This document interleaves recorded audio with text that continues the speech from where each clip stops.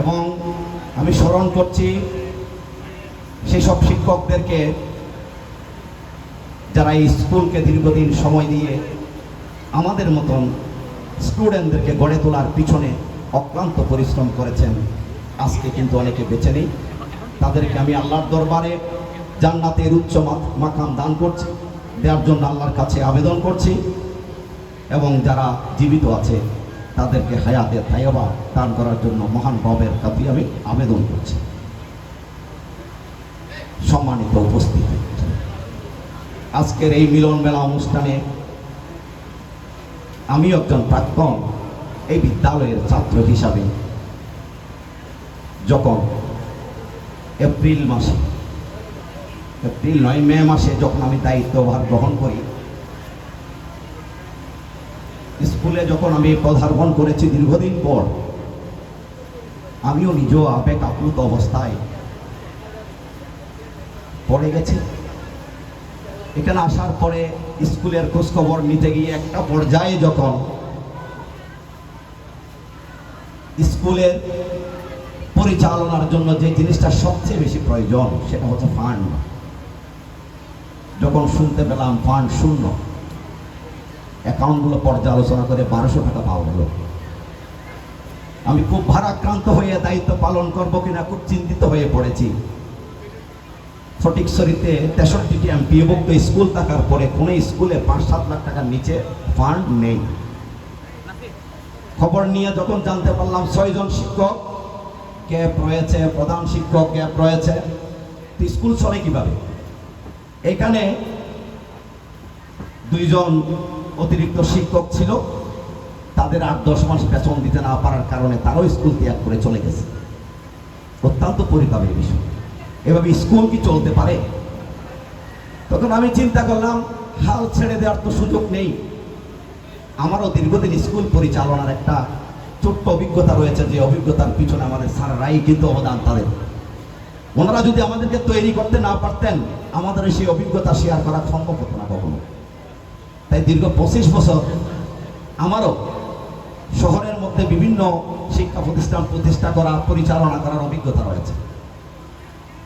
Chittagong middle school and college এটা আমি প্রতিষ্ঠা করার পরে এই স্কুলে 600-700 স্টুডেন্ট এখন আছে।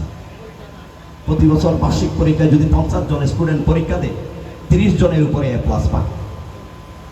এসব স্কুল পরিচালনা করার অভিজ্ঞতাগুলো যখন নিজের কাছে আসলো, আমি তো স্কুল ছেড়ে চলে যেতে পারি না। এই স্কুল তো আমারই স্কুল, এই স্কুল তো আমাকে বেড়ে ওঠার পিছনে সহযোগিতা করেছে। স্কুল আমাদেরকে অনেক কিছু দিয়েছে, স্কুলকে আমরা কি দিতে পারছি? সেই বিষয়টা যখন অনুশোচনায় আনলাম, তখন চিন্তা করলাম, না, সুন্দর করে স্কুলটাকে, আমার এখানে একজন প্রাক্তন টিচার যিনি আমাকে পড়িয়েছেন অমল স্যার, ওনাকে দেখে আমি কিন্তু অনুপ্রাণিত হলাম। স্যারকে বললাম, স্যার আপনাকে দেখে সাহস লাগছে, আমাকে একটু ব্যাকআপ করতে হবে। স্যার আশ্বস্ত করলো, ইনশাআল্লাহ তুমি পারবে, ঠিক হয়ে যাবে।